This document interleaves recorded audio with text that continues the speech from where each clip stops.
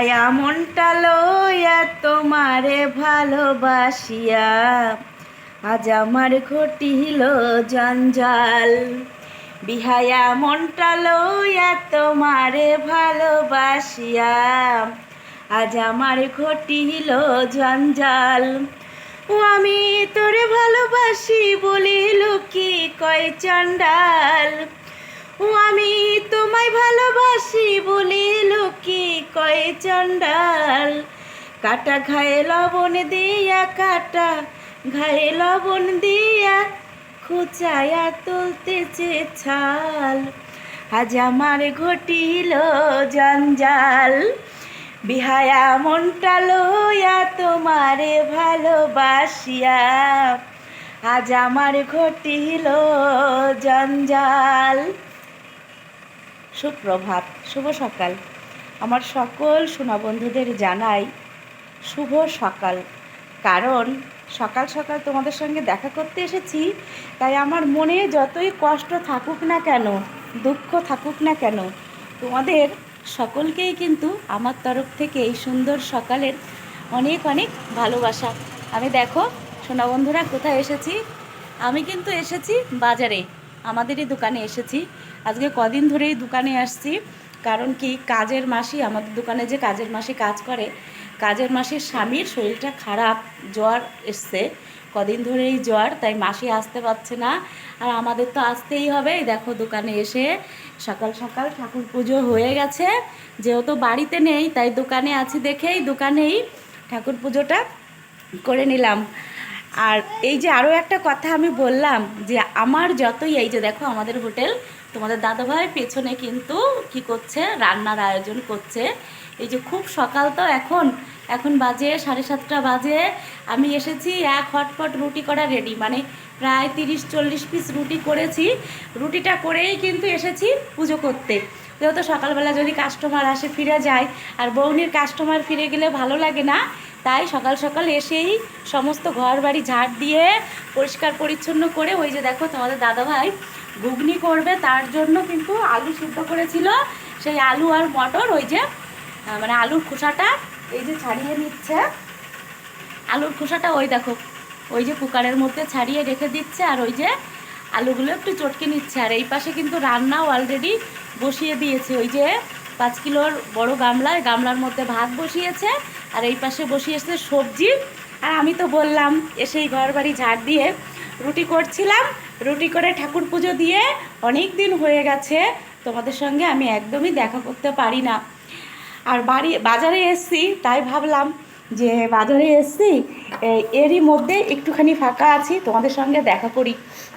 সত্যি কথা বলতে কি সোনা বন্ধুরা, তোমাদের সঙ্গে দেখা করার মন মানসিকতাটা না একদমই আমার নেই, মানে ভেঙেই গেছে।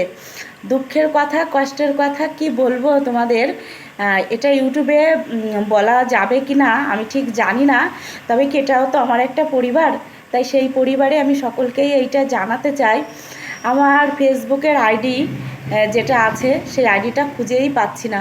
আমার অনেক ফেসবুকের আইডিতে অনেক পরিবার, এছাড়াও আমার পেজ আছে, আইডির সঙ্গেই তো পেজের কানেকশান, আইডি খুললেই তারপরে কিন্তু পেজ খোলা সম্ভব। তাই আমার ফেসবুক আইডিতে আমার পরিবারে আছে প্রায় 1 লাখের কাছে সদস্য, আর পেজে আছে 1,68,000 সদস্য। আজ কদিন ধরে না হঠাৎ করে দেখছি, আমি সবসময় অ্যাক্টিভ থাকি, হঠাৎ করে দেখছি আমার ফেসবুকের পুরো আইডিটাই নেই। বুঝতেই পারছো তোমরা এই পরিস্থিতির মধ্যে দিয়ে আমি কি করে তোমাদের সঙ্গে দেখা করি। অনেক চেষ্টা করলাম, এখনও চেষ্টা করে চলেছি, অনেকজনের কাছ থেকে অনেক হেল্পের মানে নেওয়ার চেষ্টা করেছি, হেল্পও তারা আমাকে করছে। তবে আমি চাইছি, আমার আইডিটা কোথায় হারিয়ে গেল। আমি যাদের সঙ্গে পরিচিত, মানে যারা আমাকে ফলো করা আছে, যাদের আমি পরিবারে সব সময় যাই, আমার পরিবারে যারা সব সময় আসে, এবং কি তারা সার্চ করলেও আমার আইডিটা খুঁজে পাচ্ছে না। আমার আইডির নাম হচ্ছে রীতা মণ্ডল, আর আমার যে পেজটা আছে, পেজের নাম হচ্ছে অশোকৃতা ফ্যামিলি ব্লগ। তোমরা বুঝতেই পারছো এই পরিস্থিতির মধ্যে দিয়ে, আর আমি ফেসবুকে হোক বা ইউটিউবে হোক কখনো কোনো আজে বাজে ভিডিও কখনো করি না।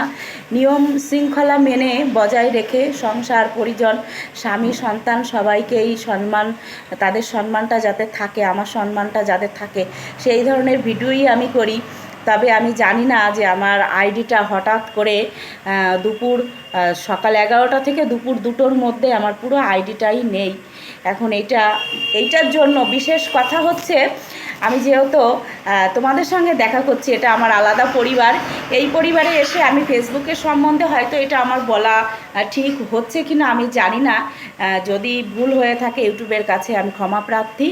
আর সবথেকে বড় কথা হচ্ছে যে আমরা ফেসবুক, ইউটিউব, ইনস্টাগ্রামে কাজ করি না, তা এই যে আমাদের পরিবারে যেমন আমরা সবাই একসঙ্গে মিলেমিশে থাকি, তেমন একটা আইডি তৈরি করতে অনেক কষ্ট, অনেক পরিশ্রম। তাই আমি এই যে অনেক দিন আসি না, কেন আসি না, আমার মনটা খারাপ, সেই মনটা খারাপের জন্যই কিন্তু এই কথাগুলো আমি তুলে ধরলাম। যেহেতু আমি মনে করছি এটাও আমার একটা পরিবার, সবাইকে জানা দরকার আছে। আর অনেকেই আমাকে ইউটিউবে জিজ্ঞেস করছে যে দিদিভাই তোমাকে ফেসবুকে কেন পাচ্ছি না। সেই কারণেই কিন্তু, যেহেতু আমার ফেসবুকে আমার আইডি বলতে কি, আমার ফেসবুকে কিছুই আসছে না, এবং কি আমি নতুন করে ফেসবুকে আইডিও খুলতে পারছি না। সেই কারণে আমি আর তোমাদের কাছে পৌঁছাতে পারছি না যে আমি কেন ফেসবুকে আসতে পারছি না, আমাকে তোমরা কেন ফেসবুকে দেখতে পাচ্ছ না।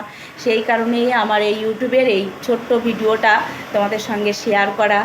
যদি আমি আমাকে অনেকেই করছে, অনেকের হেল্প আমি নিচ্ছি, তবে চেষ্টা করছি, বা আমার দৃঢ় বিশ্বাস, আমার মনের এই দৃঢ় বিশ্বাস যে এত কষ্ট করে, এত পরিশ্রম করে আমার আজকে পরিবারটাকে এইখানে আমি দাঁড় করিয়েছি, বা তোমাদের ভালোবাসায়, তোমাদের গুরুজনদের আশীর্বাদে আমার পরিবারটা আজকে এইখানে এসে দাঁড়িয়েছে। না, সেই পরিবারটা আমার হঠাৎ করে হারিয়ে গেছে। আমি এইটুকুই ঈশ্বরের কাছে প্রার্থনা করি, বা ঠাকুরের কাছে এইটাই কামনা করি যে আমার এই কষ্টের ফল অবশ্যই আমি যেন ফেরত পাই। সবাই ভালো থেকো। আর দেখো, আমি তো বাজারে এসেছি, দোকানে এসেছি, বললাম তোমাদের কেন এসেছি। আজকে কদিন ধরেই আমি দোকানে আসছি, কারণ ওই যে বললাম আমার কাজের মাসির স্বামীর শরীরটা খুব খারাপ। তবে আমারও না শরীরটা, মনের দিক থেকে একদমই মনটা ভালো না, মনটা প্রচুর খারাপ। আর মন যদি খারাপ থাকে না, শরীর আমাদের সত্যিই ভালো যায় না। তারই মধ্যে দিয়ে বাঁচতে হবে, খেতে হবে, চলতে হবে, পরিজন, আত্মীয় স্বজন সবাইকে নিয়ে এগিয়ে যেতে হবে। আর হাল ছাড়ছি না, মনে মনে সবসময় স্বপ্ন দেখছি, এই বুঝি আমার আবার ফেসবুকের আইডিটা আমি ফেরত পেলাম। সবাই আশীর্বাদ করো, আমি যেন তাড়াতাড়ি আমার আইডিটা আমি ফেরত পাই। সবাইকে জানাই শুভ সকালের অনেক অনেক প্রীতি শুভেচ্ছা, আমার আন্তরিক ভালোবাসা। সবাই ভালো থেকো। বাই বাই সোনা বন্ধুরা।